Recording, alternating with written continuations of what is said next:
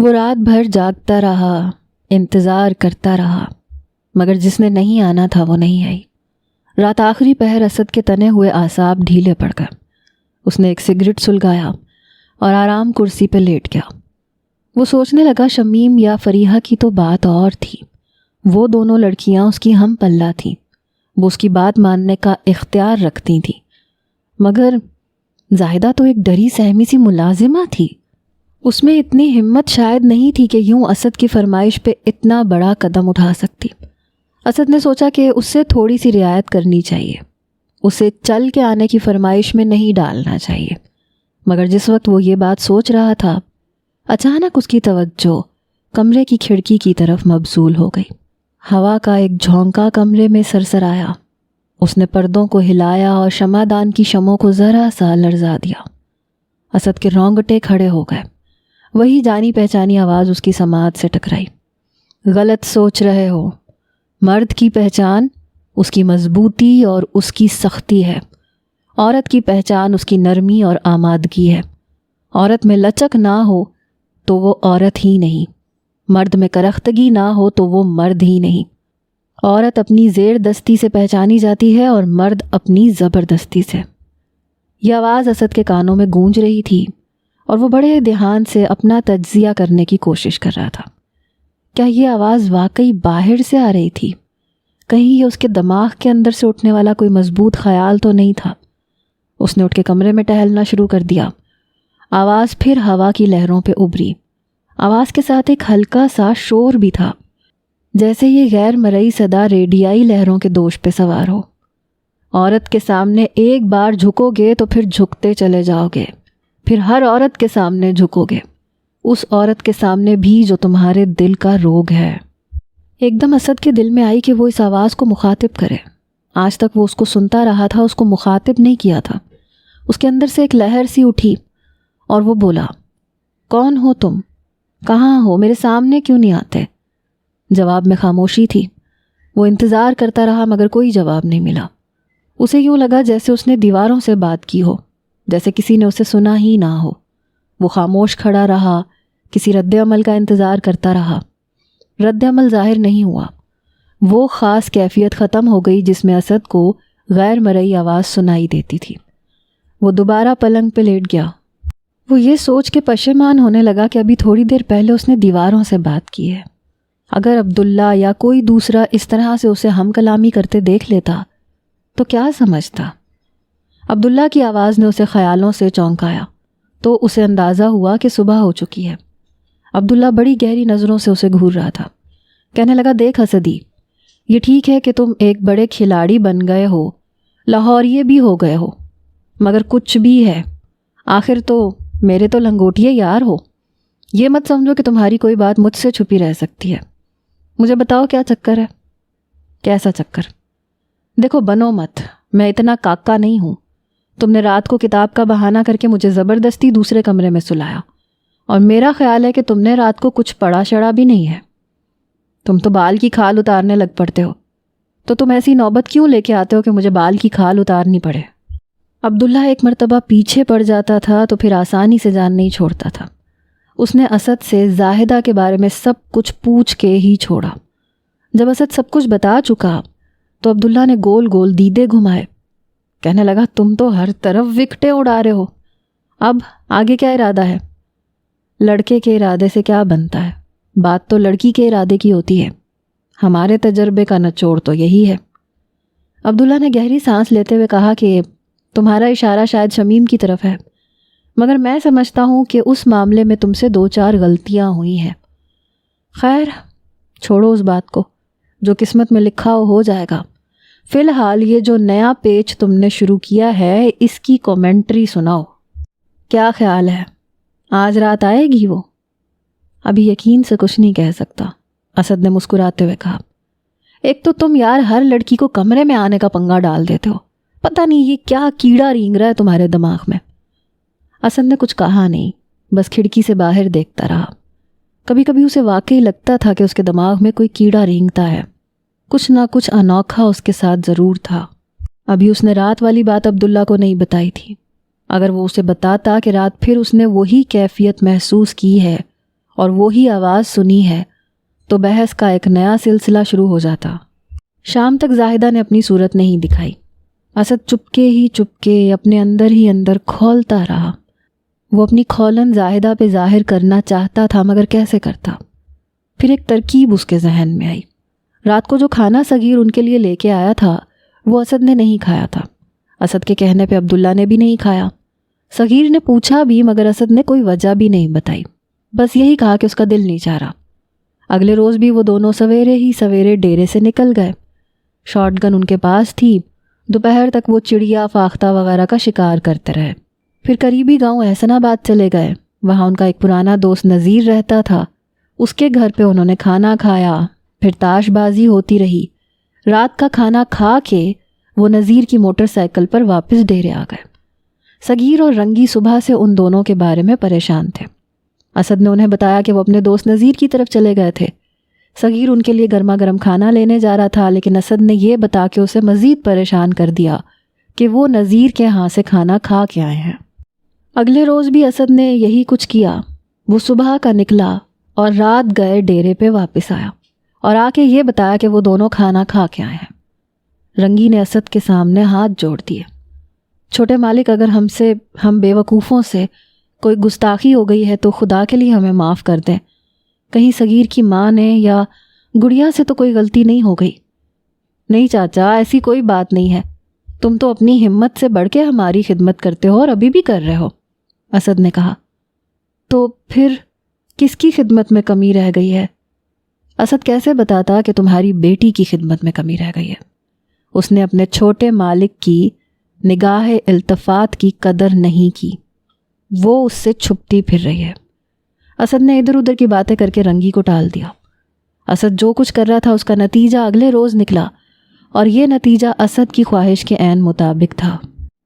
اس روز رنگی کے پرزور اصرار پر اسد اور عبداللہ شام کے کھانے پہ گھر آ گئے۔ کھانا خود زاہدہ ہی لے کے آئی تھی۔ زاہدہ کو آتے دیکھ کے عبداللہ کمرے سے کھسک گیا۔ زاہدہ نے کھانا سامنے میز پہ رکھا اور خاموش کھڑی ہو گئی۔ اسد اس کی طرف دیکھے بغیر کھانے کی طرف متوجہ ہو گیا۔ زاہدہ نے لرزاں آواز میں کہا، کیا بات ہے، آپ سب کو پریشان کیوں کر رہے ہیں؟ اگر کسی کی کوئی غلطی ہے تو بتائیں۔ نہیں، غلطی تو میری تھی اور میں اس پہ پچھتا رہا ہوں۔ مجھے کوئی حق نہیں پہنچتا تھا تم سے اس طرح کی باتیں کرنے کا۔ میں تم سے معافی چاہتا ہوں۔ وہ جلدی سے بولی، مجھے میری نظروں سے نہ گرائیں چھوٹے مالک، میں تو آپ کے قدموں کی خاک بھی نہیں ہوں۔ مجھے پتا ہے میری وجہ سے آپ کا دل دکھا ہے، لیکن میں کیا کر سکتی ہوں؟ میں نے کسی بہت بڑی آزمائش میں تو نہیں ڈالا تھا تمہیں، ایک چھوٹی سی خواہش ہی کی تھی نا۔ وہ بے حد مغموم لہجے میں بولا، چھوٹے مالک، اگر کسی کو پتہ چل گیا تو ٹھیک ہے، نہ آنا۔ میری قسمت میں جتنے آنسو لکھے ہیں وہ بہا کے صبر شکر کر لوں گا۔ میں کل جا رہا ہوں یہاں سے، اور شاید یہ ہماری آخری ملاقات ہو۔ اس نے چور نظروں سے دیکھا۔ زاہدہ کی آنکھوں میں دکھ کا گہرا سایہ لہرا گیا۔ وہ کچھ دیر تک شدید تذبذب میں رہی، پھر اس کے ہونٹوں سے گھٹی گھٹی آواز نکلی، اچھا آپ غصہ نہ ہو، میں کوشش کروں گی۔ وہ مڑی اور تیز قدموں سے باہر نکل گئی۔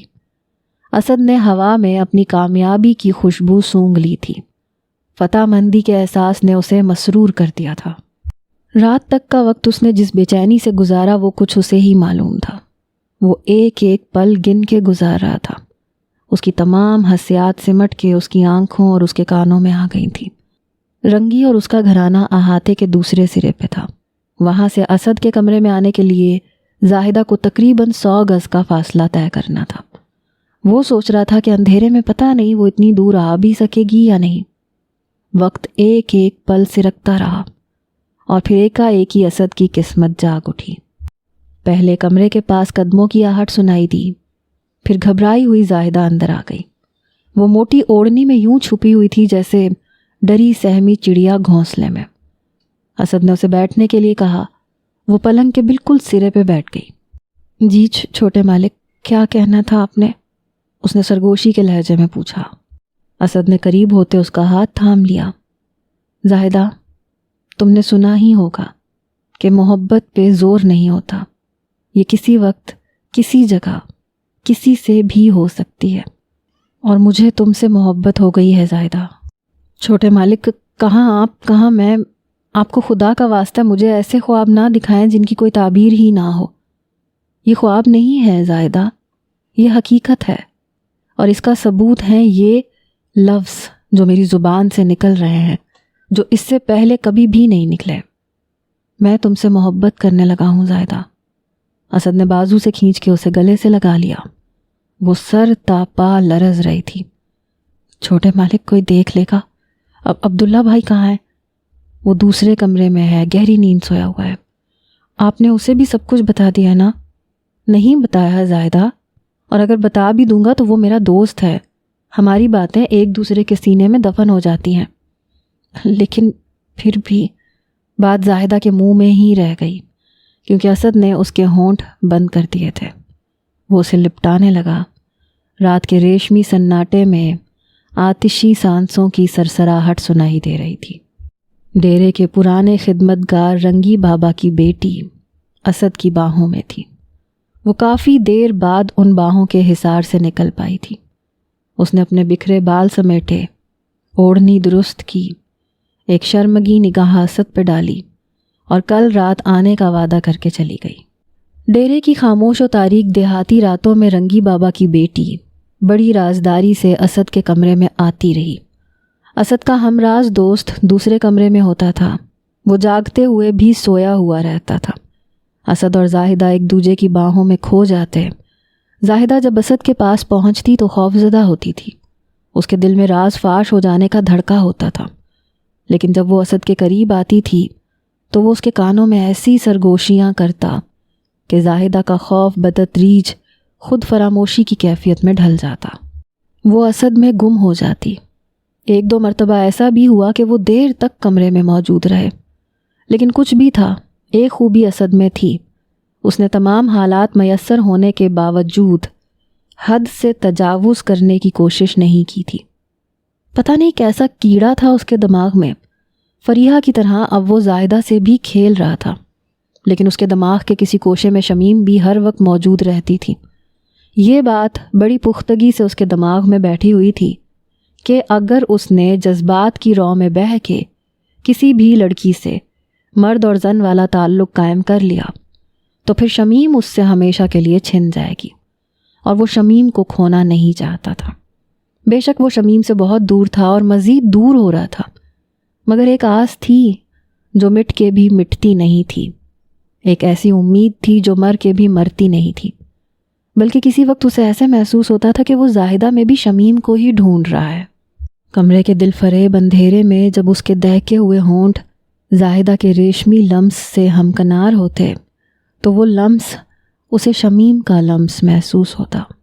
وہ کچھ اور بھی بے مہار ہو جاتا، اس کی محبت میں اور بھی جارحانہ پن آ جاتا۔ وہ 10-15 روز کے لیے آیا تھا، مگر ڈیرے میں جو دل فریب مصروفیت شروع ہوئی اس نے اسد کو مجبور کر دیا کہ وہ اپنا قیام 6-7 روز اور بڑھا دے۔ ایک دن اسد اور عبداللہ دوپہر کا کھانا کھا کے اینٹھ رہے تھے کہ نذیر کی موٹر سائیکل کی آواز سنائی دی۔ نذیر ان دونوں کا پرانا دوست تھا، خاص طور سے اسد اور نذیر میں خاصی انڈرسٹینڈنگ تھی۔ نذیر پڑھائی میں بھی کافی اچھا تھا، اس نے BSc کر لی تھی اور اب نوجوانی میں ہی اسے ملازمت بھی مل گئی تھی۔ وہ عباس پورہ کے ہائی اسکول میں ماسٹر لگ گیا تھا۔ نذیر کو ادب سے بھی تھوڑا بہت لگاؤ تھا اور وہ شعر و شاعری بھی کر لیا کرتا تھا۔ یہ ہفتے کا دن تھا، وہ تینوں گپ شپ لگاتے رہے، تاش کھیلتے رہے۔ اسد احاطے میں ورزش کرنے لگا، نذیر اس کے پاس ہی گھاس کے کتے پہ بیٹھ گیا۔ نذیر کی نگاہ ان الفاظ پہ پڑی جو ایک شعر کی صورت میں برآمدے کی پیشانی پہ درج تھے۔ اس سے پہلے بھی نذیر کئی دفعہ ان الفاظ کو دیکھ چکا تھا، لیکن آج ان الفاظ کو دیکھ کے اس کے چہرے پہ عجیب سی دلچسپی نظر آئی۔ وہ اس تحریر کی طرف انگلی اٹھاتے ہوئے بولا، پتہ ہے اسد اس پہ کیا لکھا ہے؟ کیا لکھا ہے؟ یہ سنسکریت ہے۔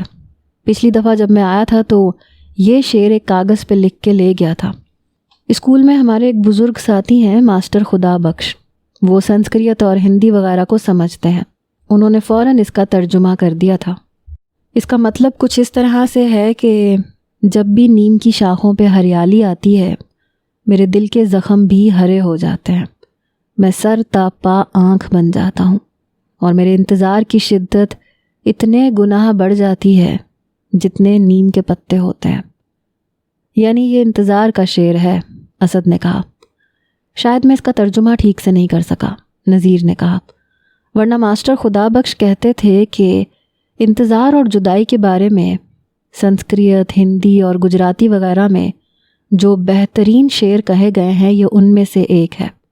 پھر اس نے ایک لمحہ توقف کیا، پھر کہنے لگا، لگتا ہے اسد تمہارے پردادا صاحب کے ساتھ کوئی زبردست ٹریجڈی رہی ہے۔ انہوں نے ساری زندگی تنہا گزاری، آخر کوئی تو وجہ ہوگی۔ وجہ تمہیں بتائی تو تھی، اپنی بیوی یعنی ہماری پردادی صاحبہ کے ساتھ ان کی ناچاکی ہو گئی تھی، پھر یہ ناچاکی اتنی لمبی ہوئی کہ سب کچھ ختم ہو گیا۔ یار انسانوں کی زندگیوں کو یہ ضد اور ہٹ دھرمی کی جونک کیوں لگتی ہے؟ وہ کیوں اپنے آپ کو بدل نہیں سکتے؟ اپنی پوری زندگی کو بدل کے کیا سے کیا بنا دیتے ہیں، سب کچھ ختم کر دیتے ہیں۔ شاید اسی کو قسمت کا لکھا کہتے ہیں، اسد نے کہا۔ نذیر کہنے لگا، کسی وقت دل چاہتا ہے کہ رنگی بابا کے پاس بیٹھ کے یہ ساری کہانی پوری تفصیل سے سنو۔ رنگی نہیں بتائے گا، میرا خیال ہے کہ بتا دے گا۔ پہلے ہم کم عمر تھے، وہ تھوڑا بہت بتا کے ہمیں ٹال دیتا تھا، لیکن اب تو ہم ماشاءاللہ سے جوان ہیں، ہم اصرار کریں گے تو وہ بتا دے گا، کم از کم اتنا تو ضرور بتا دے گا جتنا اسے معلوم ہے۔ ہاں لیکن اس کا فائدہ، اسد نے کہا، میری کئی الجھنیں دور ہو جائیں گی۔ پتہ نہیں کیا بات ہے، جب بھی میں یہاں ڈیرے پہ آتا ہوں یوں لگتا ہے کہ ان دیواروں میں کسی پرانی غمزدہ کہانی کی گونج رچی بسی ہے۔ بھائی اس غمزدہ کہانی کے بارے میں تم بھی اچھی طرح جانتے ہو، میں بھی اچھی طرح جانتا ہوں، وہی پردادا جی کی ناکام شادی۔ ہاں لیکن یہ شادی ناکام کیسے ہوئی؟ میاں کا قصور تھا یا بیوی کا تھا؟ ان کے جھگڑے نے اتنا طول کیوں کھینچا؟ اور پھر اگر بات ختم ہو ہی گئی تھی تو پھر تمہارے پردادا صاحب نے نئی شادی کیوں نہیں کی؟ ایسے بہت سے سوال ابھرتے ہیں میرے ذہن میں۔ اچانک نذیر بات کرتے کرتے رک گیا۔ اس کی نگاہ برآمدے میں سے گزر کے کمرے میں گئی اور وہاں پلنگ کے نیچے لکڑی کی وہی مورتی پڑی تھی جو کچھ دن پہلے صغیر نے اسد کو دکھائی تھی۔ نذیر جلدی سے اٹھ کے گیا، پلنگ کے نیچے سے وہ مورتی نکال کے لے آیا۔ اوہے اسد، یہ کہاں سے ملی؟ اس نے مورتی کو الٹتے پلٹتے ہوئے کہا۔ یہ صغیر کہیں سے نکال کے لایا ہے، کہہ رہا تھا بڑے اسٹور میں سے ملی ہے۔ نذیر احمد بڑے دھیان سے اسے دیکھ رہا تھا۔ نیم اریاں عورت کو کوڑے سے پیٹتا ہوا شخص اس کے سامنے تھا۔ تھوڑی دیر بعد نذیر احمد بولا، یار تمہیں یاد ہے اس طرح کی ایک مورتی ہم نے 3-4 سال پہلے بھی دیکھی تھی؟ سردیوں کے دن تھے، ہم چچا شوکت کے ساتھ مرغابی کے شکار کے لیے یہاں آئے تھے، شاید اسٹور سے ہی ایک مورتی نکلی تھی۔ مجھے ٹھیک سے یاد نہیں ہے، اسد نے کہا۔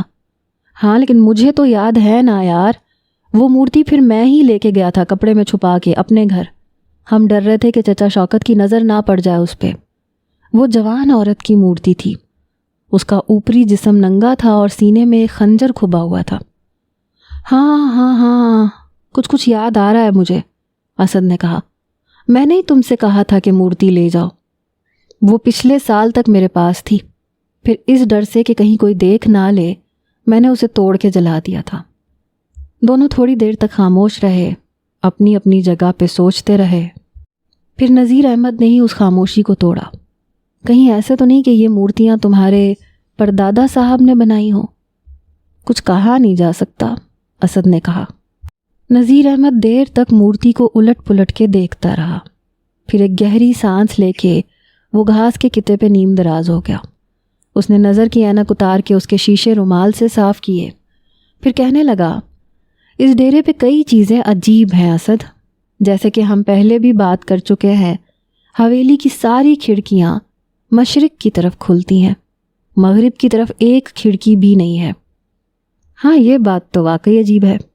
میں نے چچا شوکت سے پوچھا تھا، وہ کہنے لگے کہ پہلے دونوں طرف کھڑکیاں تھیں لیکن پھر بعد میں مغرب کی طرف کھلنے والی کھڑکیاں بند کروا دی گئی تھیں، کیونکہ یہاں ہوا عام طور پہ مشرق سے مغرب کی طرف چلتی ہے اور آندیاں بھی بہت آتی ہیں، ہو سکتا ہے اسی وجہ سے کھڑکیاں بند کروا دی گئی ہوں۔ ابھی وہ باتیں کر ہی رہے تھے کہ رنگی آتا دکھائی دیا۔ وہ پلیٹ میں کچھ لا رہا تھا۔ یہ گھر میں تیار کیے گئے میدے اور سوجی کے بسکٹ تھے۔ گرما گرم بسکٹس کی خوشبو دور سے ہی بڑی مزیدار لگ رہی تھی۔ رنگی نے ہنستے ہوئے کہا گڑیا نے بنائے ہیں جی۔ نذیر احمد نے اصرار کر کے رنگی کو بھی اپنے برابر میں کرسی پہ بٹھا لیا۔ پہلے تو وہ دونوں رنگی سے یہاں وہاں کی باتیں کرتے رہے۔ پھر اسد نے کہا رنگی چاچا آج ہمیں پردادا کے بارے میں کچھ بتاؤ۔ ابا جی بتایا کرتے تھے کہ تمہاری شادی 15-16 سال کی عمر میں ہو گئی تھی اور اس وقت تک پردادا جی زندہ تھے۔ رنگی نے اس بات میں سر ہلایا، کہنے لگا ہاں جی، ان دنوں وہ بیمار ہو چکے تھے، بہت کمزور ہو گئے تھے، ڈیرے سے باہر کم ہی نکلتے تھے۔ تمہاری شادی میں شریک ہوئے تھے وہ؟ رنگی کے چہرے پہ عجیب سی یاس بھری مسکراہٹ ابھری اور معدوم ہو گئی۔ وہ کہنے لگا شادی میں شرکت تو دور کی بات ہے، انہوں نے تو کبھی میری بیوی کی صورت بھی نہیں دیکھی۔ وہ مجھ سے بڑا پیار کرتے تھے، اس کے باوجود شادی کے بعد مجھے ڈیرا چھوڑنا پڑا۔ میں عباس پورا چلا گیا تھا، وہاں ایک مکان میں رہنے لگا۔ صبح منہ اندھیرے ڈیرے پہ آ جاتا تھا، سارا دن تمہارے پردادا جی کی خدمت کرتا تھا، رات گئے گھر واپس چلا جاتا تھا۔ پھر جب شادی ذرا پرانی ہو گئی، ایک بچہ بھی ہو گیا، تو پھر میں نے روزانہ گھر جانا چھوڑ دیا، بس ہفتے کے ہفتے چلا جاتا تھا اور اگلے دن پھر بھیا جی کی خدمت میں حاضر ہو جاتا تھا۔ میں نے تمہیں بتایا تھا نا، چھوٹے بڑے بچے بوڑھے سبھی تمہارے پردادا جی کو بھیا جی کہتے تھے۔ ان کا یہ نام اتنا پکا ہو گیا تھا کہ بھیا جی سے بڑے لوگ بھی انہیں بھیا جی ہی کہتے تھے۔ تمہاری دلہن کی صورت کیوں نہیں دیکھی بھیا جی نے؟ نذیر احمد پھر سے رنگی کو اصل موضوع کی طرف لاتے ہوئے بولا۔ وہ عورت کی صورت دیکھتے ہی نہیں تھے۔ رنگی عجیب لہجے میں بولا۔ کیوں؟ اسد نے پوچھا۔ رنگی نے چونک کے اسد اور نذیر کی طرف دیکھا، پھر گہری سانس لے کے بولا، بڑے مالک نے مجھے ایک دفعہ سختی سے کہا تھا کہ بچوں سے بھیا جی کے بارے میں لمبی چوڑی باتیں مت کیا کرو۔ اس کے بعد میں نے بڑی احتیاط رکھی تھی، مگر اب… رنگی کچھ کہتے کہتے خاموش ہو گیا۔ اب کیا؟ اسد نے پوچھا۔ اب تم بچے نہیں رہے ہو، مجھے لگتا ہے تمہیں بتانے میں کوئی ایسا حرج بھی نہیں ہے۔ تم نے میرے منہ کی بات چھین لی رنگی چاچا، اسد نے کہا۔ رنگی نے اپنی آنکھیں سکوڑیں جیسے کہیں بہت دور ماضی کے جھرونکوں میں دیکھ رہا ہو۔ اس کے چہرے پہ جھریوں کا ایک جال سا تن گیا۔ کھوئے کھوئے لہجے میں بولا، میں نے بھیا جی کو زیادہ دیر تک نہیں دیکھا، بس 10-12 سال ہی ان کی خدمت کر سکا ہوں۔ اس وقت بھیا جی کی عمر 55 سال کے قریب تھی۔ وہ بیمار رہتے تھے، پھر بھی خود کو مصروف رکھنے کے لیے کچھ نہ کچھ کرتے رہتے تھے۔ میں نے ان کی جوانی کا ایک فوٹو حویلی کے بڑے کمرے میں دیکھا تھا۔ وہ اتنے خوبصورت تھے کہ ان پہ نظر کا ٹکنا مشکل تھا۔ 6 فٹ سے لمبا قد تھا، خوبصورت گورے چٹے، کالی سیاہ آنکھیں، بال گھنگریالے، ناک بالکل کھڑی تھی۔ جاگیردار تو نہیں تھے مگر وڈیروں اور جاگیرداروں جیسی شکل و صورت پائی تھی۔ مجھے بس اتنا ہی پتا ہے کہ بھیا جی نے محبت کی شادی کی تھی۔ ان کی بیگم بھی زمیندار گھرانے کی تھیں اور بھیا جی کی طرح لاکھوں میں ایک تھی۔ سنا ہے ان کے لیے بڑے بڑے امیر کبیر گھرانوں کے رشتے آئے تھے، مگر ان کے لیکھ بھیا جی کے ساتھ لکھے تھے، اسی لیے شادی کہیں اور کیسے ہو جاتی۔ بھیا جی کی شادی میں کچھ رکاوٹیں بھی آئی تھیں اور یہ معاملہ 2-2.5 سال تک لٹکا رہا۔ پھر ہونی ہو کے رہی اور بھیا جی کی شادی ہو گئی۔ سنا ہے کہ شادی کے صرف 2 مہینے بعد میاں بیوی میں ناچاکی ہو گئی تھی۔ بیگم صاحبہ اپنے میکے چلی گئیں۔ سنا ہے کہ بھیا جی ایک مرتبہ انہیں لینے بھی گئے، مگر وہ نہیں آئی۔ اس کے بعد بھیا جی بھی خاموش ہو کے بیٹھ گئے۔ تمہارے دادا میاں رب نواز کی پیدائش اپنے ننیال میں ہی ہوئی تھی۔ بچے کی پیدائش بھی میاں بیوی کو ایک دوسرے کے قریب نہ لا سکی۔ ان کی جدائی لمبی ہوتی چلی گئی۔ پتہ نہیں کہ بزرگوں نے صلح کروانے کی کوشش کی یا نہیں، اور اگر کی تو کس نیت سے کی۔ میاں بیوی میں دوریاں بڑھتی گئیں۔ بھیا جی کے لیے کئی اچھے گھرانوں کے رشتے آئے۔ ان کے والدین نے بھی بڑا زور لگایا کہ جوان بیٹے کی زندگی یوں برباد نہ ہو، لیکن جو قسمت میں لکھا ہوا تھا وہ تو ہونا ہی تھا۔ بھیا جی کے دل کو روگ لگ گیا۔ انہوں نے شاید قسم کھائی ہوئی تھی کہ انہوں نے اپنی روٹھی ہوئی بیوی کا انتظار کرنا ہے اور اس کے سوا کچھ نہیں کرنا۔ جن لوگوں نے اس وقت بھیا جی کو دیکھا ہے ان کا کہنا ہے کہ بھیا جی دنیا جہان سے بے خبر ہو چکے تھے۔ داڑھی بڑھا لی تھی، تن من کا ہوش نہیں تھا، ذمہ کا سارا کام ان کے چھوٹے بھائی صاحب چلا رہے تھے۔ وہ بس صبح سویرے حویلی کی دوسری منزل پہ کھڑکی کھول کے بیٹھ جاتے تھے۔ انہیں یقین تھا کہ ایک دن روٹھی ہوئی بیگم صاحبہ تانگے پہ سوار ہو کے حویلی میں آ جائے گی۔ دراصل انہوں نے بیگم صاحبہ سے کہہ دیا تھا کہ وہ انہیں لینے نہیں آئیں گے، اگر انہوں نے آنا ہوگا تو وہ خود آئیں گی۔ بھیا جی کا انتظار لمبا ہوتا چلا گیا۔ اسی طرح 5-6 سال گزر گئے۔ کہتے ہیں کہ بھیا جی نے اپنے بیٹے کی شکل بھی بس ایک بار ہی دیکھی تھی، وہ بھی اس طرح سے کہ کسی انگریز افسر کے گھر میں شادی تھی۔ بھیا جی بھی اس شادی میں گئے تھے، وہاں بیگم صاحبہ کا گھرانہ بھی آیا ہوا تھا۔ بھیا جی کا بیٹا رب نواز اس وقت 1.5-2 سال کا تھا۔ کوئی عورت اسے بھیا جی کے پاس لائی، بھیا جی نے بیٹے کو گود میں لیا، اس کی پیشانی چومی اور عورت کو واپس کر دیا۔ جوں جوں وقت گزرتا گیا، بھیا جی سب سے الگ تھلگ خاموش ہوتے گئے۔ ذمہ داری سے ان کا دل اچاٹ ہو کے رہ گیا۔ شادی سے پہلے انہیں شکار کا بڑا شوق تھا، وہ بھی ختم ہو گیا۔ تمہیں یہ سن کے حیرانی ہوگی کہ بھیا جی کو ذمہ داری کے سارے کاموں سے نفرت ہو گئی تھی۔ سب کچھ ان کے چھوٹے بھائی سراج احمد نے سنبھالا ہوا تھا۔ میں نے تو یہاں تک سنا ہے کہ بھیا جی نے حویلی کی وہ کھڑکیاں ہی بند کروا دی تھیں جو ان کی زمینوں کی طرف کھلتی تھیں۔ وہ نہیں چاہتے تھے کہ ان کی نظر اس طرف اٹھے۔ وہ سارا دن اوپر والی منزل کی بڑی کھڑکی میں بیٹھے رہتے تھے۔ وہ کھڑکی بھیا جی کے سسرال کی طرف کھلتی تھی۔ کہتے ہیں کہ بھیا جی کی نظریں ہر وقت اسی راستے پہ لگی رہتی تھیں جو عباس پورہ سے ڈیرے کی طرف آتا ہے۔ بھیا جی کو آس تھی کہ ایک نہ ایک دن ان کی بیوی کو اپنی غلطی کا احساس ہوگا اور وہ بچے کے ساتھ واپس آ جائے گی۔ اب یہ پتہ نہیں کہ دونوں میں سے غلطی کس کی تھی، مگر جس کی بھی تھی اس کا نتیجہ بہت برا نکل رہا تھا۔ میاں بیوی کی دوریاں بڑھتی جا رہی تھیں۔ پھر ایک وقت ایسا آیا کہ بھیا جی نے اپنے سسر سے کہہ دیا کہ اگر ان کی بیوی واپس نہیں آئے گی تو وہ اسے طلاق بھیج دیں گے۔ شاید بھیا جی کو امید تھی کہ یہ تدبیر کامیاب رہے گی۔ ہمیشہ کی جدائی کا سوچ کے ان کی بیوی اپنی ضد چھوڑ دے گی، اپنے گھر واپس آ جائے گی۔ ہو سکتا ہے کہ ایسا ہو بھی جاتا، لیکن بھیا جی کے سسر اس موقع پہ آڑے آ گئے۔ ان کے مشورے پہ بھیا جی کی بیوی نے ایک بار پھر اپنا ارادہ بدل دیا اور شوہر سے صلح کا خیال دل سے نکال دیا۔ بھیا جی نے 8 سال کی لمبی جدائی سہنے کے بعد بیوی کو طلاق بھیج دی تھی۔ ان کی ہر آس آخر کار ختم ہو گئی۔ اس واقعے کے بعد بھیا جی ایک دم بدلنا شروع ہو گئے۔ وہ پہلے سگریٹ پھر حقہ پینے لگے، سنا ہے کہ کبھی کبھی نشہ بھی کرنے لگے تھے۔ وہ بڑے ہنسمکھ اور اچھی طبیعت کے مالک تھے، لیکن بیوی کو طلاق دینے کے بعد وہ غصے کے بڑے تیز ہو گئے۔ نوکر ان سے بات کرتے ہوئے بھی ڈرتے تھے اور وہ اپنے آس پاس کسی عورت کا سایہ بھی برداشت نہیں کر سکتے تھے۔ ان کے 2 پرانے نوکر نشان علی اور رمزی دونوں بال بچے دار تھے، انہوں نے دونوں کو چھٹی دے دی۔ جوں جوں وقت گزرتا گیا، بھیا جی کی نشے کی عادت پکی ہوتی گئی۔ ان کا ایک نوکر ان کے لیے حویلی کے اندر ہی دیسی شراب تیار کرتا تھا۔ وہ دن رات نشے میں غرق رہنے لگے۔ کبھی کبھی بیمار بھی ہو جاتے تھے، لیکن کسی بھی طرح کا پرہیز نہیں کرتے تھے۔ وہ بیوی کو طلاق دے چکے تھے، سب کچھ ختم ہو چکا تھا، پھر بھی پتہ نہیں کیوں ان کے دل میں یہ امید باقی تھی کہ ایک نہ ایک دن اپنی بچھڑی ہوئی دلہن سے ان کا میل ضرور ہوگا۔ وہ چاندنی راتوں میں نشے میں ڈوب کے اونچی آواز سے روتے تھے، اپنی دلہن کو آوازیں دیتے تھے۔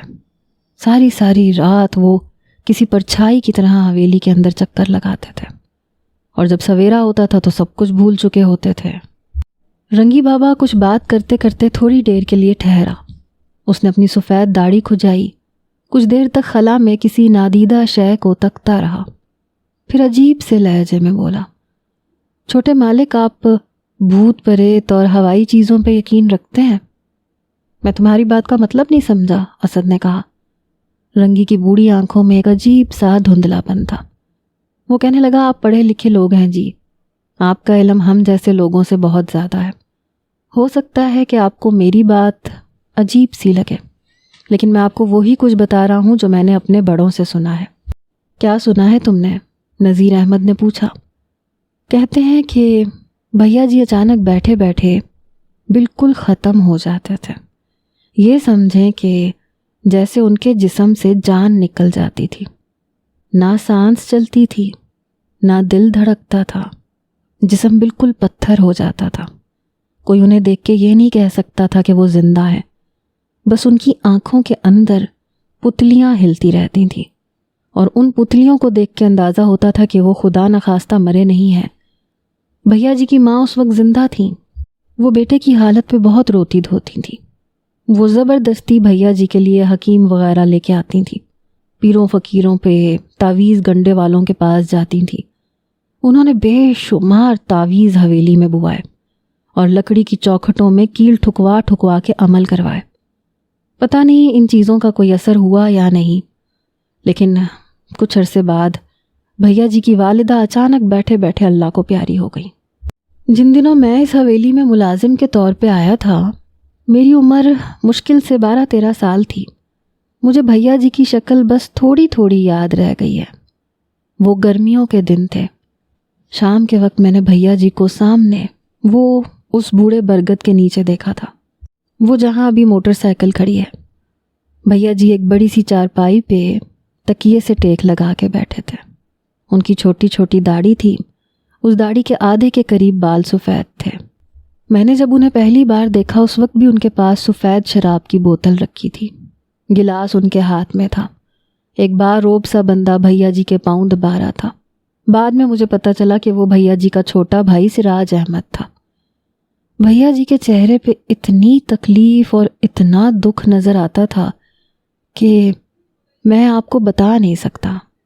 پرانی یادیں تازہ کرتے کرتے رنگی کی آنکھیں نمناک ہو گئیں. پھر وہ سسکیوں سے رونے لگا. اسد اور نذیر احمد بالکل خاموش بیٹھے رہے.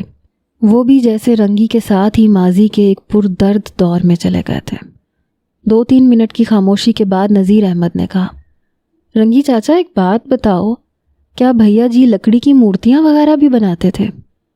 رنگی نے آنکھیں پوچھتے ہوئے کہا کہ میں نے خود تو نہیں دیکھا جی، مگر میرا خیال ہے کہ وہ لکڑی پہ نقش و نگار بناتے تھے. میں نے ان کے کمرے میں لکڑی تراشنے والے اوزار دیکھے تھے، لیکن کبھی کوئی مورتی وغیرہ میں نے نہیں دیکھی، اور نہ انہیں کبھی کوئی مورتی بناتے ہوئے دیکھا. نذیر احمد نے کہا کہ ہو سکتا ہے مورتیاں بناتے ہوں لیکن کسی کو دکھاتے نہ ہوں. ہاں ہو سکتا ہے. وہ بالکل الگ تھلگ ہو گئے تھے. اپنا بہت کچھ دوسروں سے چھپاتے تھے. میں نے دیکھا ہے وہ پورا دن کمرے میں بند رہتے تھے. نذیر احمد نے کہا، رنگی چاچا تم نے بھیا جی پہ پڑنے والے دورے کا ذکر کیا ہے. بتایا ہے کہ بس ان کی آنکھیں زندہ رہتی تھیں. تو کیا کبھی تمہاری موجودگی میں بھی ان پہ ایسا دورہ پڑا تھا؟ رنگی کی آنکھوں میں خوف کے سائے لہرائے. جی صرف ایک بار، اس نے کہا. سردیوں کا موسم تھا، پورے چاند کی رات تھی. حویلی کے پرانے ملازم منصب علی نے مجھ سے کہا کہ میں اوپر جا کے بھیا جی کو دودھ دے آؤں. جب بھیا جی اوپر کی منزل پہ ہوتے تھے تو مجھے اوپر جاتے ہوئے بڑا خوف آتا تھا، لیکن منصب علی کی بات ٹالنا بھی میرے لیے آسان نہیں ہوتا تھا. میں دودھ لے کے اوپر بھیا جی کے کمرے میں پہنچا. وہ تکیے سے ٹیک لگا کے آدھے لیٹے ہوئے تھے. میں نے انہیں سلام کیا. وہ میری ہی طرف دیکھ رہے تھے. میں نے دودھ کا گلاس پلیٹ میں رکھا ہوا تھا. ادب سے جھک کے میں نے پلیٹ ان کی طرف بڑھا دی. میں کتنی دیر جھکا رہا لیکن بھیا جی نے پلیٹ نہیں اٹھائی. میں نے کہا، مالک دودھ میز پہ رکھ دوں؟ انہوں نے پھر بھی کوئی جواب نہیں دیا. میں نے ان کی طرف دیکھا. ایک دم میرے ہاتھ پاؤں ٹھنڈے ہو گئے. ایسے لگتا تھا کہ وہ میری طرف دیکھ رہے ہیں لیکن وہ سامنے دروازے کی طرف دیکھ رہے تھے. ان کی آنکھیں پتھرائی ہوئی تھیں. میں نے 2-3 بار انہیں آواز دی. دودھ میرے ہاتھ سے گر گیا. میں چیختا ہوا سیڑھیوں کی طرف گیا. منصب علی کو، دیگر ملازموں کو آوازیں دیں. وہ دوڑے ہوئے اوپر آئے. منصب علی نے بھیا جی کو دیکھا. کہنے لگا، بھیا جی کو دورہ پڑ گیا ہے. منصب علی نے بھیا جی کو سیدھا لٹا دیا. ان کے سر کے نیچے سے تکیہ نکال دیا. پھر 1-2 دوائیاں ان کے منہ میں ٹپکائیں. ایک نئے ملازم نے بھیا جی کی ہتھیلیوں کی مالش کرنی چاہی، مگر منصب علی نے منع کر دیا. اس نے کہا کہ ابھی کچھ دیر میں خود ہی ٹھیک ہو جائیں گے. پھر وہ واقعی ٹھیک ہو گئے. بے ہوشی کے دوران کی کوئی بات انہیں یاد نہیں رہی. اسد اور نذیر بڑی محویت سے رنگی کی باتیں سن رہے تھے. نذیر احمد نے نیا سگریٹ سلگاتے ہوئے کہا، بھیا جی کا انتقال کیسے ہوا تھا، کچھ یاد ہے تمہیں؟ اب تاریکی پھیل چکی تھی، ڈیرے کی فضا میں ایک بے نام سی پراسرار سی کیفیت تھی۔ رنگی نے تاریکی میں گھورا، اس کی گھنی پلکوں کے نیچے آنکھوں میں غم کی پرچھائیاں تھیں، جیسے وہ اپنے روبرو بھیا جی کا آخری وقت دیکھ رہا تھا۔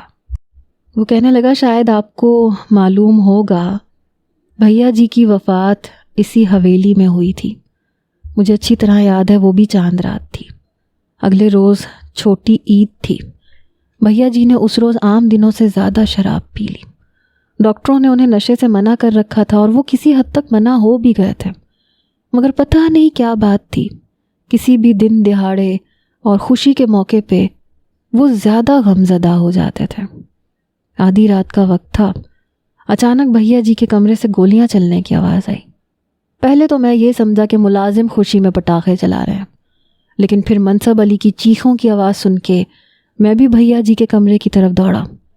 جب ہم کمرے کے سامنے پہنچے تو فائرنگ کی آواز رک چکی تھی، اندر بالکل خاموشی تھی۔ پہلے ہم دروازہ کھٹکھٹاتے رہے، پھر ایک ملازم کھلی ہوئی کھڑکی کے راستے اندر گیا، دروازہ اندر سے کھول دیا۔ بھیا جی نے ساری گولیاں کھڑکی پہ چلائیں تھیں۔ کھڑکی کے 2-3 شیشے چور ہو چکے تھے۔ بعد میں غصے کی حالت میں بھیا جی نے اپنا پستول بھی کھڑکی پہ دے مارا تھا۔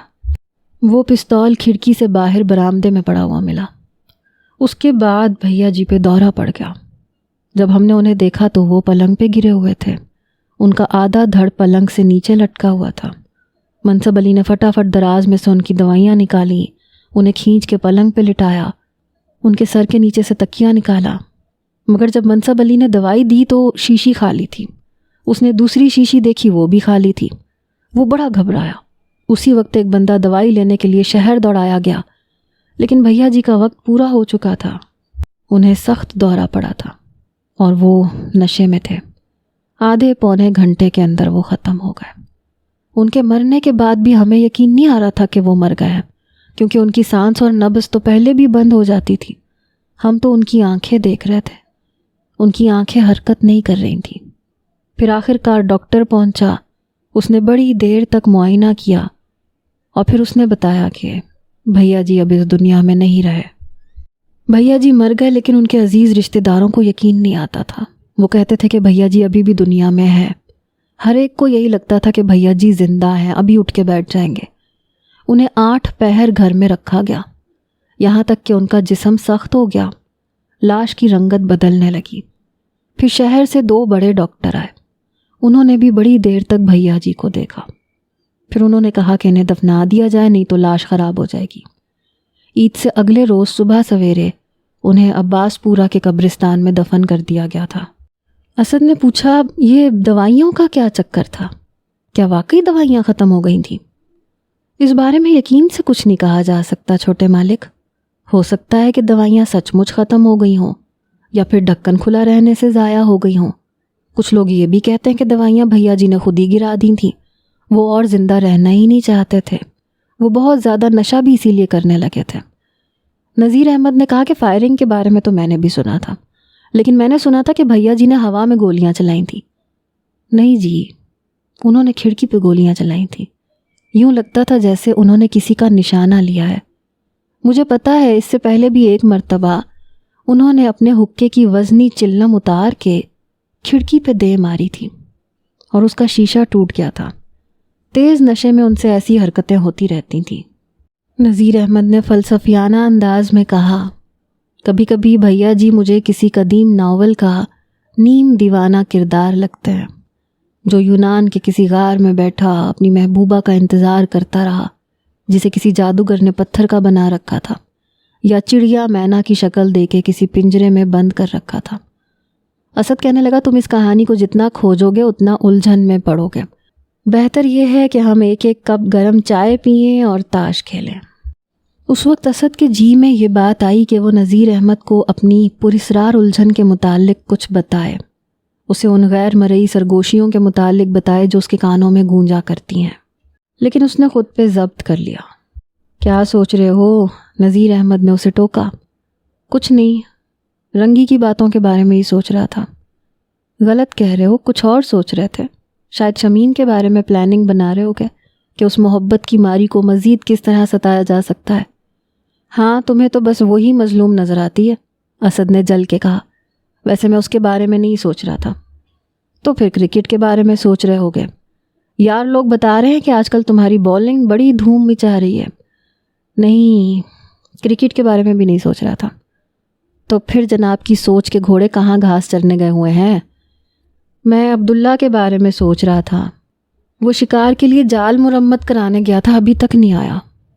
لو بھائی، بڑی عمر ہے تمہارے شہزادے کی، لگتا ہے اس صدی میں تو یہ نہیں مرے گا، نذیر نے عبداللہ کو صحن کی طرف سے اندر آتے ہوئے دیکھ کے کہا۔ عبداللہ کے پیچھے پیچھے صغیر بھی چلا آ رہا تھا۔ ان دونوں کے آنے سے محفل گرم ہو گئی۔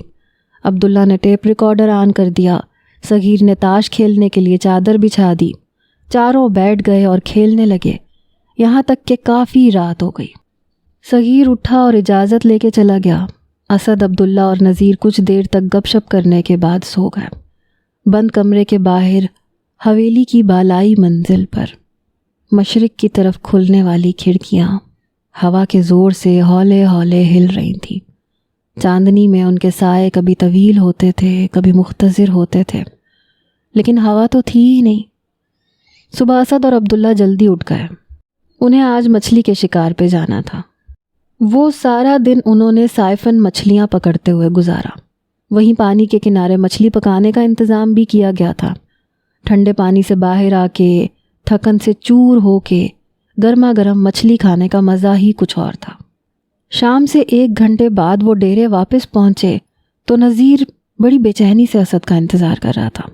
اس کے چہرے کے تاثرات نے اسد کو چونکنے پہ مجبور کر دیا۔ ضرور کوئی خاص بات تھی۔ انہوں نے ذرا دم لے لیا تو اسد نے پوچھا، کیا بات ہے نذیر، کوئی خاص بات ہے؟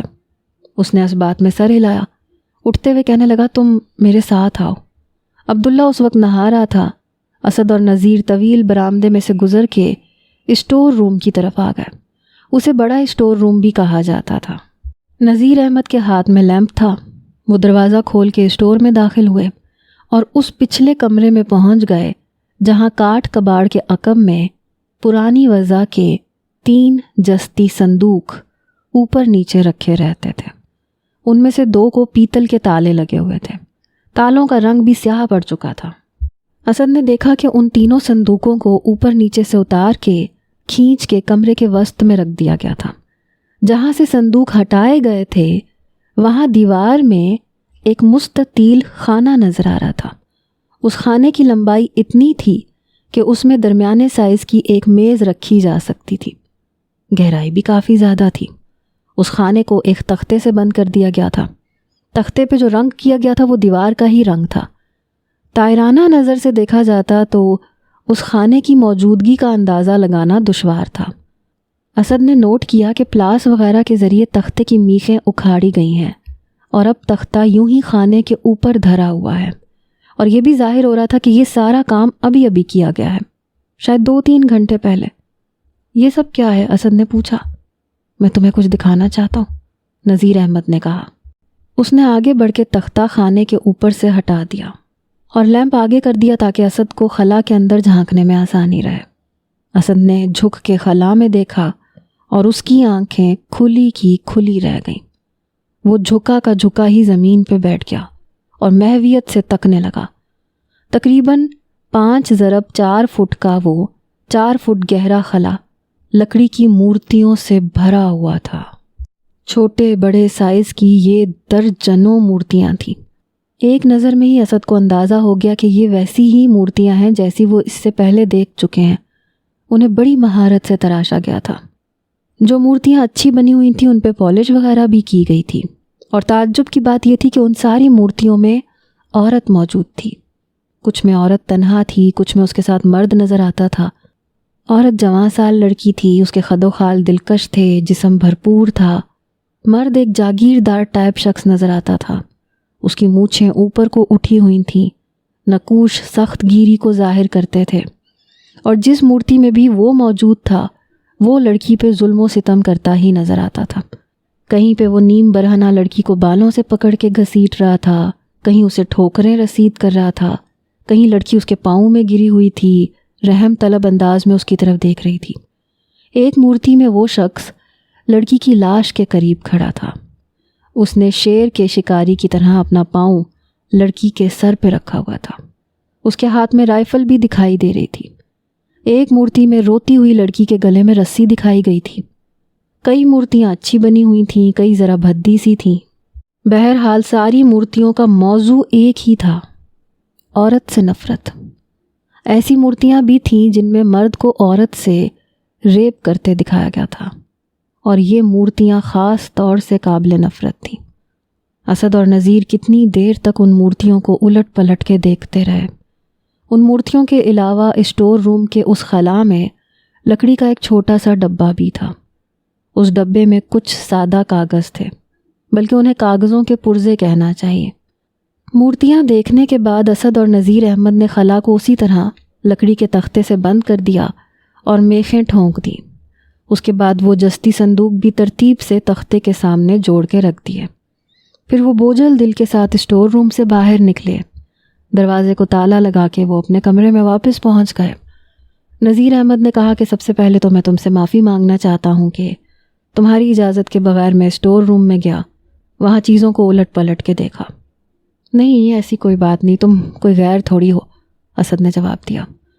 یار دراصل کل رنگی کی باتیں سننے کے بعد میں ساری رات سوچتا رہا، دماغ میں کھلبلی سی مچی رہی۔ آج سویرے تم شکار کے لیے نکل گئے تو میں ناشتہ کر کے اسٹور روم میں گھس گیا۔ مجھے یقین تھا کہ جو مورتیاں ہم نے دیکھی ہیں اس طرح کی اور مورتیاں بھی اسٹور میں ہوں گی، لیکن یہ اندازہ نہیں تھا کہ اتنی زیادہ ہوں گی اور انہیں اس طرح سے محفوظ کیا گیا ہوگا۔ اسد نے پرسوچ لہجے میں کہا، اس میں تو اب شک کی کوئی گنجائش نہیں کہ یہ مورتیاں بھیا جی نے بنائی تھیں۔ عورت ذات سے انہیں نفرت تھی، اس کا سایہ بھی وہ اپنے قریب برداشت نہیں کر سکتے تھے، اور ان کی یہی نفرت ان مورتیوں سے بھی جھلکتی ہے۔ نذیر کہنے لگا، میں نے تھوڑی بہت نفسیات بھی پڑھی ہوئی ہے۔ نفسیات یہ کہتی ہے کہ انسان جن شدید جذبوں کا اظہار کرنے سے قاصر رہتا ہے وہ کسی اور روپ میں ظاہر ہوتے ہیں۔ وہ انسان کے رویے میں کسی بھی شکل میں داخل ہو سکتے ہیں۔ یہ شاعری، مصوری، گلوکاری، مارشل آرٹس وغیرہ، یہ انہی دبے ہوئے جذبات کے اظہار کی مختلف شکلیں ہیں۔ مجھے لگتا ہے کہ بھیا جی عورت ذات سے بہت نفرت کرنے کے باوجود کسی بھی طرح سے اس نفرت کا مؤثر اظہار کرنے سے قاصر تھے، اور غیر ارادی طور پہ انہوں نے اس اظہار کے لیے مورتیوں کا سہارا لیا۔ وہ مورتیاں بناتے رہے، لیکن ان کی یہ مصروفیت عام لوگوں کی نظر سے اوجھل رہی۔ نذیر احمد بڑی عالمانہ گفتگو کر رہا تھا۔ اسد توجہ سے سنتا رہا۔ اس گفتگو میں لکڑی کے چکور ڈبے میں موجود سادہ کاغذ کے ٹکڑوں کا ذکر بھی آیا۔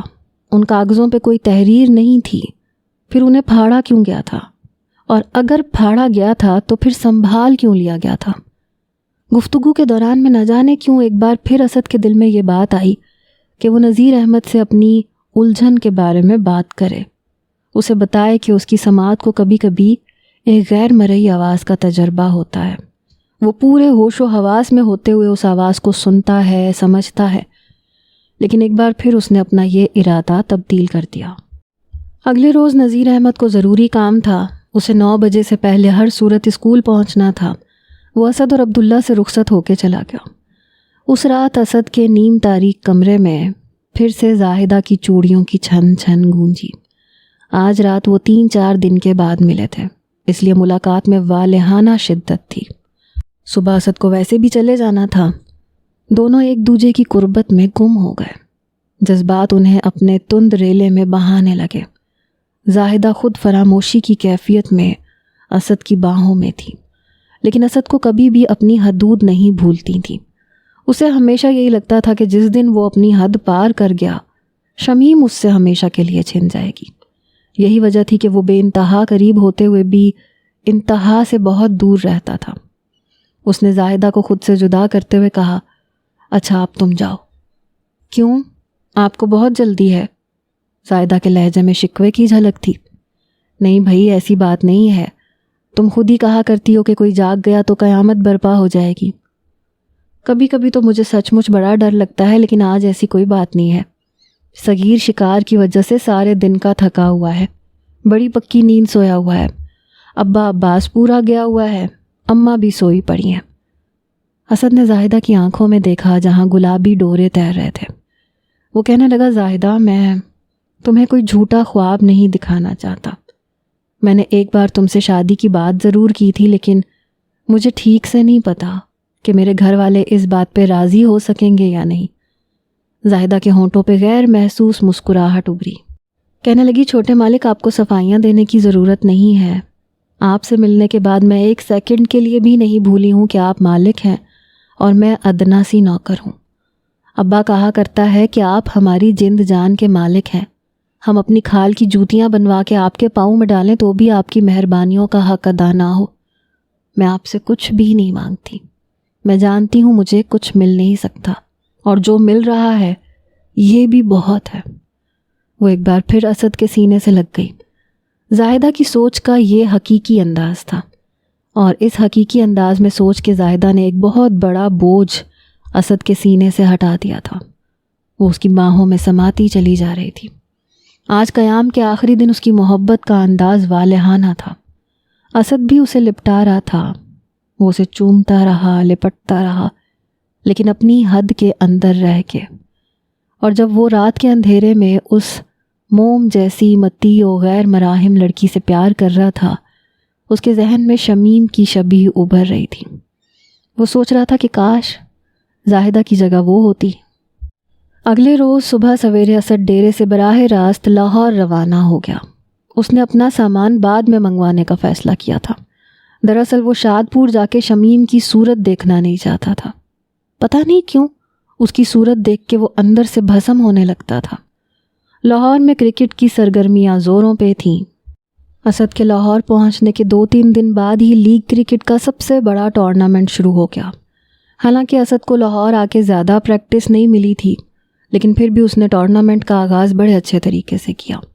پہلے 2 میچوں میں اس نے نہ صرف معقول اسکور کیا، بلکہ اپنی برق رفتار بولنگ سے مخالف ٹیم کے کھلاڑیوں کے پرخچے اڑا دیے۔ قدیر صاحب کا A1 کلب یہ دونوں میچ جیت گیا تھا۔ دوسرے میچ کے بعد جب شام کو اسد گھر پہنچا تو ابھی کٹ وغیرہ اتار کے بیٹھا ہی تھا کہ بیرونی دروازے کی بیل ہوئی۔ وہ سمجھا کہ شاید فریحہ کی کوئی بہن ہے جو تازہ میچ کا رزلٹ جاننے آئی ہے، لیکن باہر ایک دراز قد آدمی کھڑا تھا۔ سلام دعا کے بعد اس نے اسد سے کہا کہ جونی بھائی اس سے ملنا چاہتے ہیں۔ جونی بھائی کا نام سن کے اسد کی رگوں میں خون کی گردش تیز ہو گئی۔ یہ وہی جونی بھائی تھے جو ایک معروف بینک کی ٹیم کے کپتان اور کرتا دھرتا تھے۔ وہ قومی ٹیم کے لیے بھی کھیل چکے تھے اور کرکٹ کے حلقوں میں ان کا بڑا نام تھا۔ کہاں ہیں جونی بھائی؟ اسد نے پوچھا۔ وہ سامنے گاڑی میں بیٹھے۔ دراز قد شخص نے انگلی سے سڑک کے موڑ کی طرف اشارہ کیا۔ اسد اس کے ہمراہ گاڑی تک پہنچا۔ دراز قد شخص گاڑی کا ڈرائیور تھا۔ جونی بھائی پچھلی نشست پہ براجمان تھے۔ انہوں نے اسد سے مصافحہ کیا۔ کہنے لگے، ادھر سے گزر رہا تھا، سوچا تم سے 2 باتیں ہو جائیں۔ کیا تم میرے ساتھ گھر تک چلنا پسند کرو گے؟ جیسے آپ کا حکم جناب، لیکن ویکن کچھ نہیں بھائی، باقی باتیں وہاں چل کے ہو جائیں گی۔ جونی بھائی نے قیمتی سگریٹ کا کش لے کے مسکراتے لہجے میں کہا۔ اس رات اسد کے لیے کامیابیوں کے چند نئے دروازے کھل گئے۔ جونی بھائی نے اسد کو بینک میں پرکشش ملازمت کی پیشکش کی تھی، ساتھ ہی بینک کی ٹیم میں شامل ہونے کی درخواست بھی کی تھی۔ جب اسد نے یہ کہا کہ وہ اس سلسلے میں قدیر صاحب سے مشورہ کر کے بتائے گا تو جونی بھائی کے ہونٹوں پہ مسکراہٹ ابھری۔ وہ کہنے لگے، بے وقوفی کی باتیں مت کرو، قدیر تمہیں کبھی بھی اجازت نہیں دے گا، خاص طور سے میری ٹیم میں آنے کی اجازت تو وہ کبھی بھی نہیں دے گا۔ وہ تاجرانہ ذہن رکھتا ہے۔ تاجر کو اپنے کاروبار سے زیادہ کوئی بھی شے عزیز نہیں ہوتی۔ اگر تم اونچا اڑنا چاہتے ہو تو پھر تمہیں کچھ فیصلے اپنے طور پہ کرنے ہوں گے۔ 2 دن کے بعد اسد نے اشفاق صاحب سے مشورہ کیا اور اس کے بعد ایک دن ہمت کر کے قدیر صاحب سے بھی بات کر ڈالی۔ نتیجہ وہی نکلا جس کا اسد کو اندیشہ تھا اور اشفاق صاحب کو بھی۔ قدیر صاحب نے فوراً اپنی ناپسندیدگی کا اظہار کر دیا۔ وہ کہنے لگے، اسد آج میں تمہیں صاف صاف بتا دینا چاہتا ہوں، جونی کرکٹ کے کھیل میں میرا پرانا رقیب ہے۔ تمہیں تو اب پتہ چلا ہے، لیکن مجھے 1-1.5 سال پہلے سے معلوم تھا کہ وہ تمہیں مجھ سے توڑنے کی کوشش ضرور کرے گا۔ اسد نے دبے لہجے میں کہا، لیکن جناب اس میں توڑنے والی تو کوئی بات نہیں ہے. میں نے جانی بھائی سے پہلی بات ہی یہ کی تھی کہ میں A1 کلب کسی صورت میں نہیں چھوڑ سکتا. قدیر صاحب جب مجھے کہیں گے مجھے ان کی طرف سے کھیلنا ہوگا. یہ سب کہنے کی باتیں ہیں اسد. قدیر صاحب نے تیزی سے اس کی بات کاٹی. وہ خبیث بس تمہیں ورغلا رہا ہے. تم نے ایک بار اس کی بات مان لی پھر وہ تمہیں پوری طرح سے بے بس کر ڈالے گا. وہ بس مجھے تکلیف پہنچانا چاہ رہا ہے. اور ایک بات میں تمہیں اور بتا دوں، وہ تمہاری کرکٹ تباہ کر ڈالے گا. وہ بدنیت شخص ہے. جتنا میں اسے جانتا ہوں اتنا اور کوئی نہیں جانتا. میں آپ کی حکم عدولی کا سوچ بھی نہیں سکتا، لیکن یہ لیکن کا لفظ مت استعمال کرو میرے سامنے. قدیر صاحب بھنا کے بولے. یہ لفظ سارے فساد کی جڑ ہوتا ہے. اگر تمہارے دماغ میں کوئی کیڑا رینگنے لگا ہے تو پھر وہ میری کوشش سے نہیں رک سکتا. جو تمہاری مرضی ہے کرو، جہاں جی چاہے جاؤ. وہ اٹھے اور پاؤں پٹکتے ہوئے باہر چلے گئے. اگلے 2-3 ہفتوں میں اسد اور قدیر صاحب کے تعلقات عجیب سے تعطل اور کھچاؤ کا شکار رہے. اسد قدیر صاحب کے پاس بیٹھنے اور ان سے طویل بات کرنے سے کتراتا رہا. دوسری طرف جانی بھائی سے اس کی 2-3 طویل ملاقاتیں ہوئیں. آخر ایک دن وہی ہوا جو ہونا تھا. اسد A1 کلب چھوڑ کے بینک کی ٹیم میں چلا گیا. 1 ہفتے کے اندر اندر اسے اسسٹنٹ آفیسر کی حیثیت سے بینک کی ملازمت مل گئی اور رہائش کے لیے ایک چھوٹا سا مکان بھی مل گیا. بینک کی ٹیم میں جانے کے بعد اسد کے لیے ایک نئے دور کا آغاز ہوا. وہ اب فرسٹ کلاس کرکٹر تھا. اسے اچھے ماحول میں اچھے کھلاڑیوں سے کھیلنے کا موقع مل رہا تھا. اس کی توجہ اور دلچسپی بولنگ میں بھی مزید بڑھ گئی تھی. نئے مکان میں آنے کے بعد اسد کو کافی آزادیاں بھی نصیب ہو گئی تھیں. یہاں اس کے دوست بآسانی آ جا سکتے تھے. رات گئے تک محفلیں جمتی تھیں، گپ شپ ہوتی تھی. ہفتے میں 1 آدھ بار عبداللہ بھی شادپور سے آ جاتا تھا. عبداللہ سے اسد کو شادپور کے حالات معلوم ہوتے رہتے تھے. شمیم کے حوالے سے سب کچھ جوں کا توں تھا. وہ اپنی پڑھائی میں مگن تھی. اس کے رشتے کی بات بھی اب ٹھنڈی پڑی ہوئی تھی. غالباً یہ بات شمیم کی وجہ سے ہی ٹھنڈی پڑی ہوئی تھی. عبداللہ سے شمیم کی باتیں سن کے اسد کا دم گھٹنے لگتا تھا. اسے شمیم کی آخری نظریں یاد آنے لگتی تھیں. شمیم کے حوالے سے اس کا رویہ جارحانہ ہوتا جا رہا تھا. وہی رویہ جو کھیل میں بیٹسمین کے حوالے سے ہوتا تھا. وہ بیٹسمین کو ہراساں کر دیتا تھا. جب اس کی تیز رفتار بال بیٹسمین کو کہیں چوٹ لگاتی تھی اور بیٹسمین کا چہرہ ہلدی ہوتا تھا تو عجیب سی طمانیت اس کے رگو پے میں دوڑ جاتی تھی. بیٹسمین کو تکلیف پہنچا کے اور اسے صرف اپنے دفاع تک محدود کر کے اسد کو اندرونی مسرت ملتی تھی. اسد کی گیندیں بلے بازوں کی نیندیں حرام کر رہی تھیں. اس کی ایک لیگ کٹر گیند تو اتنی خطرناک تھی کہ یار لوگوں نے اسے اپنے طور پہ مین ایٹر کا نام دے دیا تھا. اسد محبت کے میدان میں ایسی ہی کوئی گیند شمیم کو بھی مارنا چاہتا تھا. کوئی ایسی بات، کوئی ایسی چوٹ جو اس کی راتوں کی نیند حرام کر ڈالے، اس کا جینا دو بھر کر دے. لاہور آمد کے 1.5-2 ماہ بعد اسد کی زندگی میں ایک اور مہاجبین آ گئی. اس کا نام کنول تھا. وہ ایک فیشنیبل اور ایکسٹرا ماڈرن گھرانے سے تعلق رکھتی تھی. وہ کرکٹ کی شیدائی تھی. یونیورسٹی کے دور میں خواتین کی کرکٹ ٹیم کی ممبر رہ چکی تھی. وہ جانی بھائی کے ساتھ ان کی فیملی کی دور کی رشتہ دار تھی. کنول اور اس کے گھر والوں کا جانی بھائی کے گھر آنا جانا تھا. اسد بھی وہاں آتا جاتا رہتا تھا. وہیں پہ اس کی ملاقات کنول سے ہوئی. کنول نے اسے اپنا فون نمبر بھی دیا. 1-2 بار فون پہ ہیلو ہائے بھی ہوئی. کنول کا سراپا تو دلکش تھا ہی. اس کی آواز اس کے سراپے سے بھی زیادہ حسین تھی. موسیقی کی طرح کانوں کے راستے دل میں اترتی ہوئی آواز.